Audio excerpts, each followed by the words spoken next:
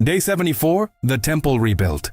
Key scripture, Ezra 3:10 through 13 and Ezra 6:14 through 16. And when the builders laid the foundation of the temple of the Lord, the priests in their vestments came forward with trumpets, and the Levites with cymbals, to praise the Lord, according to the directions of David king of Israel. And they sang good, for his steadfast love endures forever toward Israel. And all the people shouted with a great shout when they praised the Lord, because the foundation of the house of the Lord was laid. But many of the old men who had seen the first house wept with a loud voice when they saw the foundation of this house being laid. And the elders of the Jews built and prospered through the prophesying of Haggai the prophet and Zechariah. They finished their building by decree of the God of Israel.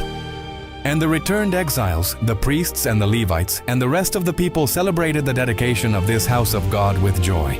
Family questions. 1. How did the people celebrate when the foundation was laid? 2. Why did some older people weep? 3. How did God help the temple get finished? Family faith step. Celebrate something God has done or is doing in your family with joy and thanksgiving. Our family reflections and prayers. What stood out to us today? How is God speaking to our family? Any prayer requests or things we are thankful for?